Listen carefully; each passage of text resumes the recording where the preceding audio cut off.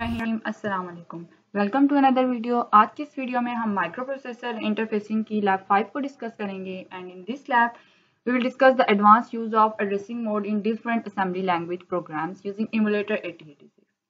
इस वीडियो में हम बेस प्लस इंडेक्स एड्रेसिंग को देखेंगे। Actually base plus index addressing में हम किसी एक रजिस्टर के थ्रू एड्रेसिंग नहीं कर रहे होते, बल्कि इसमें हमारे पास मल्टीपल रजिस्टर्स होते हैं, उनके थ्रू हम एड्रेसिंग करके ऑफसेट कैलकुलेट कर रहे होते हैं। So base plus index addressing is like indirect addressing because it indirectly addresses memory data. So this type of addressing uses one base register and one index register to indirectly address the memory. Means इसमें हमारे पास दो register जो use हो रहे होते हैं, एक base register होता है और एक जो होता है वो इंडेक्स रजिस्टर होता है।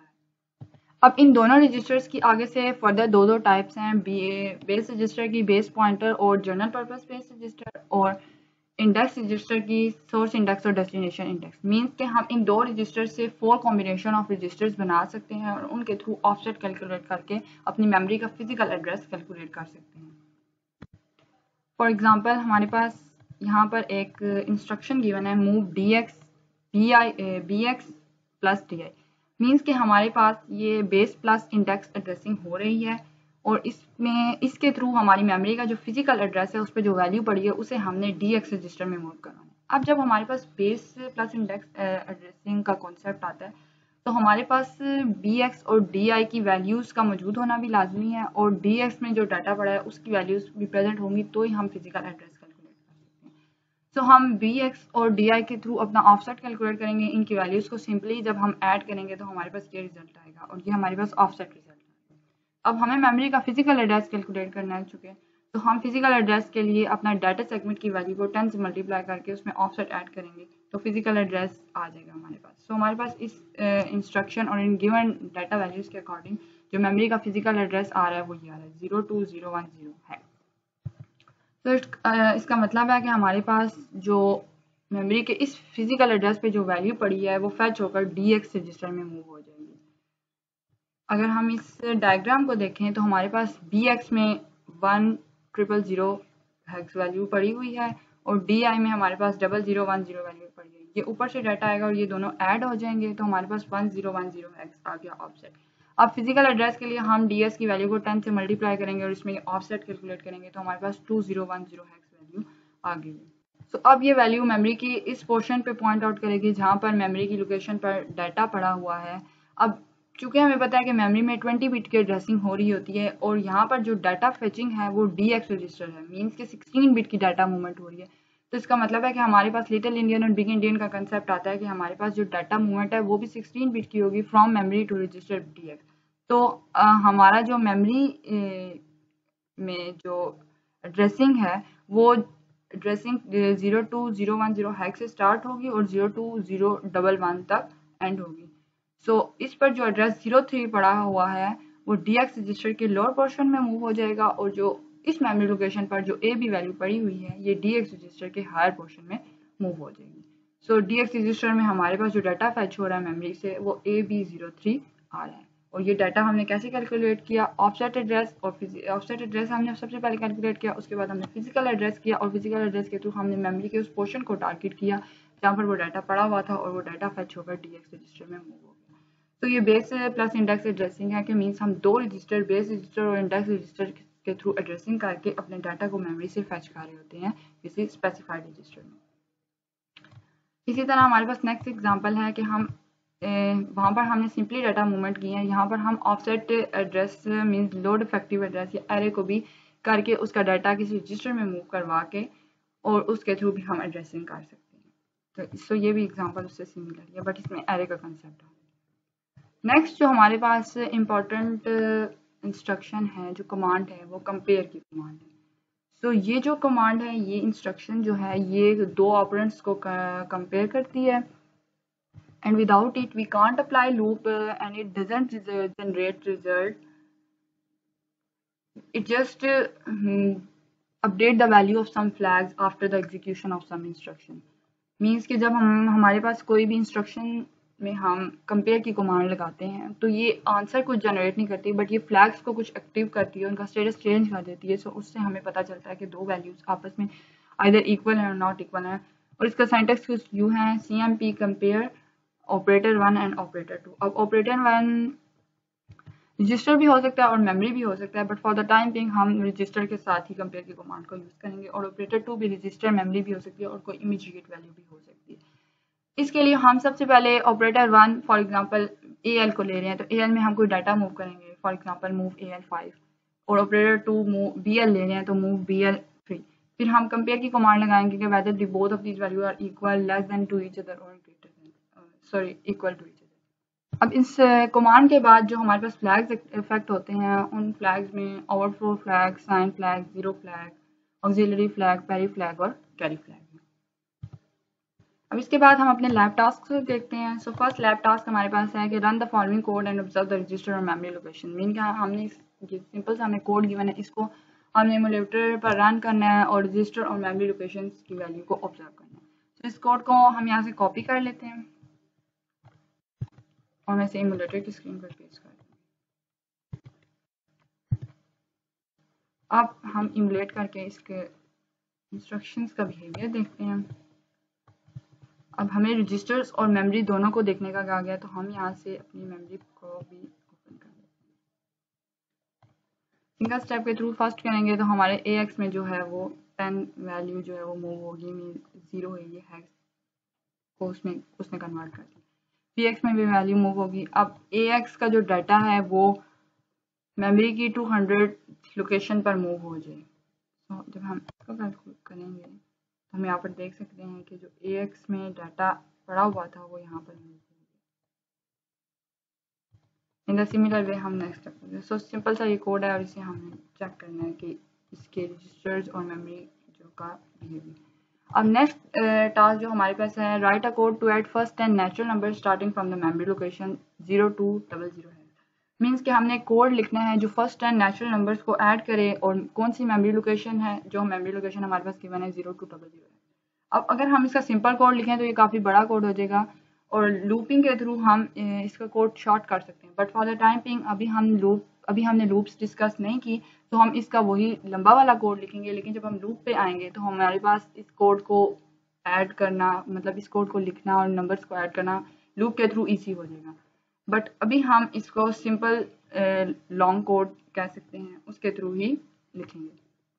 सो इसका कोड मैंने इमुलेटर पर रन करके और सेव किया हुआ है। सो मैं उसको ओपन करके उसको एक्सप्लेन कर देती हूँ। तो सबसे पहले हमें मेमोरी लोकेशन गिवन है कि इस मेमोरी से हमने डाटा मूव करना स्टार्ट करना है। तो सबसे पहले हम इस मेमोरी को में जो डाटा है वो किसी रजिस्टर में मूव कर देते हैं। इन दिस केस मैंने BX रजिस्टर में मूव करवा दिया। अब BX रजिस्टर में डाटा मूव हो गया, मीन्स कि जब जो हम वैल्यू ऐड करेंगे वो इस मेमोरी लोकेशन से वैल्यूज ऐड होना स्टार्ट होंगे। तो सबसे पहले हमने 10 नंबर्स, फर्स्ट 10 नेचुरल नंबर्स को ऐड करना है, तो हम 1 हेक्स जो है वो फर्स्ट BX रजिस्टर की वैल्यू मेमोरी लोकेशन में मूव करना है। अब नेक्स्ट जो हमारे पास नेचुरल नंबर है वो नेक्स्ट मेमोरी लोकेशन पे आएगा, तो इस वजह से हमने 1+1 का इंक्रीमेंट दे दिया, मीन्स BX से नेक्स्ट मेमोरी लोकेशन पर जो है वो हमारे पास 2 हेक्स वैल्यू मूव हो। इस तरह हमने नेक्स्ट इंक्रीमेंट दे के अपने 10 नेचुरल नंबर्स को हमने BX रजिस्टर में मूव करवा दिया, उसकी मेमोरी लोकेशन में मूव करवा दिया। अब नंबर्स तो मूव हो गए, अब हमारे पास जो क्वेश्चन है वो ये है कि हमने उनको ऐड भी करना है, मीन्स कि हमने फर्स्ट 10 नेचुरल नंबर्स को ऐड करना है। यहाँ पर सिर्फ नंबर जो है वो BX रजिस्टर की मेमोरी लोकेशन में मूव हो। तो इसके लिए हम क्या करेंगे कि सिंपली इन मेमोरी लोकेशंस का डाटा किसी नेक्स्ट रजिस्टर में ऐड कर देंगे। इन दिस केस मैंने CX रजिस्टर में मूव किया, आप लोग DX में मूव कर सकते हैं, AX में मूव कर सकते हैं। हमने सिंपली क्या किया कि BX मेमोरी लोकेशन को ऐड CX की कमांड इंस्ट्रक्शन में दी कि BX में जो भी डाटा पड़ा है मेमोरी लोकेशन पे वो CX में मूव हो। इस तरह वो नेक्स्ट इंक्रीमेंट होगा, BX का डाटा इंक्रीमेंट होगा, वो फिर CX रजिस्टर में पहली वैल्यू पड़ी हुई थी और वो उसके अंदर नेक्स्ट मेमोरी लोकेशन का डाटा भी फैच हो जाएगा। इसी तरह हम सब नेचुरल नंबर्स को ऐड करेंगे और एंड तक हमारे पास BX+9 में जो डाटा पड़ा है, यहाँ पर अब BX+8 की मेमोरी लोकेशन तक का डाटा ऐड हो गया हुआ है। वो जब इसमें नेक्स्ट में ऐड होगा तो वो फुल 10 नेचुरल नंबर्स जो है वो ऐड हो जाएंगे। तो इस तरह हम 10 नेचुरल नंबर्स को विदाउट लूप जो है वो ऐड कर सकते हैं। अब नेक्स्ट टास्क हमारे पास है, write a code to transfer a block of data from the source memory block to destination memory block use any starting address. Means कि हमने ब्लॉक ऑफ डाटा को मूव करना है सोर्स मेमोरी से destination memory में, और उसके लिए हम कोई भी स्टार्टिंग एड्रेस यूज़ कर सकते हैं। इसके लिए भी मैंने कोड लिख कर रखा हुआ है, उसको चेक करते हैं। तो सबसे पहले इस टास्क के लिए हम एक एरे डिक्लेयर करवाएंगे, बाइट साइज का एरे डिक्लेयर करवा देते हैं। और हमें जो सोर्स मेमोरी ब्लॉक से डेस्टिनेशन मेमोरी ब्लॉक में डाटा मूव करवाना है, तो सोर्स मेमोरी ब्लॉक में हम कोई भी मेमोरी एड्रेस मूव करवा देते हैं डेस्टिनेशन में। अब हमारे पास एरे में हम 5 वैल्यूज़ ले रहे हैं, तो उन 5 वैल्यूज़ को सोर्स मेमोरी की जो सोर्स मेमोरी के जो रजिस्टर्स हैं उनमें डाटा मूव करवाना है। फर्स्ट ऑफ ऑल हमने उनमें डाटा मूव करवाना है, और प्रीवियस टास्क की तरह +1 इंक्रीमेंट होगा तो वो वैल्यू नेक्स्ट रजिस्टर में मूव होती है, नेक्स्ट मेमोरी लोकेशन में मूव होती है। अब हमने यहाँ से transfer data to source memory block कर दिया, लेकिन अब हमने इसे डेस्टिनेशन में मूव करवाना है। तो BX रजिस्टर में की मेमोरी लोकेशन पर जो डाटा पड़ा है, फर्स्टली हम उसे AX रजिस्टर में मूव करवाएंगे, हम मेमोरी टू रजिस्टर एड्रेसिंग करेंगे, एंड देन हम रजिस्टर टू मेमोरी एड्रेसिंग करके हम जो हमारे पास सोर्स मेमोरी ब्लॉक का डाटा AX में मूव हुआ था उसे हम डेस्टिनेशन में मूव करवा देंगे। यहाँ पर अब ये स्टेप जब एग्जीक्यूट होगा तो इसका मतलब है कि ये BA मूव BX1 हैक्स की जो इंस्ट्रक्शन है वो एग्जीक्यूट है। इसी तरह हम +1 इंक्रीमेंट करके नेक्स्ट मेमोरी लोकेशंस के डाटा को नेक्स्ट डेस्टिनेशन मेमोरीज तक मूव करवा सकते हैं। अब हमने 5 वैल्यूज दी थी, तो हम यहाँ पर 5 को कर रहे हैं। अगर हम लोग 2 लें, 3 लें, 6 लें, तो हम उसके अकॉर्डिंग अपना कोड लिख सकते हैं। सो नेक्स्ट जो हमारे पास लास्ट टास्क है वो write a code to perform addition on 8 bit data stored in consecutive memory location. Means कि हमने 8 बिट डाटा पर एडिशन परफॉर्म करनी है जो कि consecutive memory location 10 consecutive memory location पर पड़ी हुई है, and store result in next memory location. और जो उनका रिजल्ट है, मतलब उनका जो हमने ऐड करने के बाद जो रिजल्ट आ रहा है उसे फिर हमने नेक्स्ट मेमोरी लोकेशन पर स्टोर भी करना है, and use any starting address. ये टास्क 2 से काफ़ी सिमिलर है, उसमें हमने नेचुरल नंबर्स को ऐड करना था किसी भी मेमोरी लोकेशन से, लेकिन यहाँ पर भी हमने 8 बिट डाटा को ऐड करना है, लेकिन जो उसका रिजल्ट जनरेट होता है वो फिर हमने किसी नेक्स्ट मेमोरी लोकेशन पर सेव करना है। सो इसका कोड भी कुछ टास्क 2 से सिमिलर ही है, सो हम उसे देखते हैं। हमने BX में कोई भी मेमोरी लोकेशन का BX के अंदर किसी भी मेमोरी लोकेशन का डाटा मूव कर दिया, और उसके बाद हमने 10 कंसेक्टिव नंबर्स का उन्होंने कहा है, तो हमने 8 बिट नंबर्स को किसी भी मेमोरी लोकेशन से BX की मेमोरी लोकेशन में मूव करवाना शुरू कर दिया। +1 की इंक्रीमेंट से हम नेक्स्ट मेमोरी लोकेशन पर चढ़ेंगे और वहाँ पर हमने नेक्स्ट डाटा को मूव करवा दिया, बिल्कुल जैसे कि हमने टास्क 2 में नेचुरल नंबर्स को करवाया था मूव। यहाँ पर हम जो है वो 8 बिट नंबर्स को मूव करवाने हैं। अब उसी तरह हम यहाँ पे उन्हीं नंबर्स की एडिशन परफॉर्म कर रहे हैं, और उन एडिशन को किसी रजिस्टर में हम सेव कर रहे हैं। अब जो मेन चीज़ है वो ये है कि उसका जो रिजल्ट आता है एडिशन का, हमारे पास यहाँ पर टास्क 2 में यहाँ पर एडिशन का रिजल्ट कंप्लीट हो गया था, लेकिन इस टास्क में उन्होंने कहा है कि हमें एडिशन का रिजल्ट फिर किसी नेक्स्ट मेमोरी लोकेशन में मूव करवाना है। अब यहाँ तक हमारी मेमोरी लोकेशन कंजर्व होगी थी, यहाँ तक डाटा जो है वो हमारा ऐड हो गया। तो इससे नेक्स्ट हमारे पास मेमोरी लोकेशन ये आती है BX+N, मीन्स कि हमारे पास जो AL का रिजल्ट आया है, जो उन नंबर्स को ऐड करने का रिजल्ट आया है 8 बिट नंबर्स को, उसे हमने नेक्स्ट मेमोरी लोकेशन में मूव करवा दिया। मूव AL BX+10 AL कि हमने AN में जो हमारे पास रिजल्ट आया वो हमने BX+10 मेमोरी लोकेशन पर मूव करवा दिया। तो इस तरह हमारा टास्क 4 भी कंप्लीट हो गया। आज की लैब में हमने बेस प्लस इंडेक्स एड्रेसिंग को देखा, और इसके थ्रू होने वाले कुछ प्रोग्राम्स को देखा एमुलेटर पर। आज की लैब्स के लिए इतना ही। अगर आपको ये वीडियो पसंद आई हो तो काइंडली से लाइक कीजिएगा। Thank you. अल्लाह हाफिज़।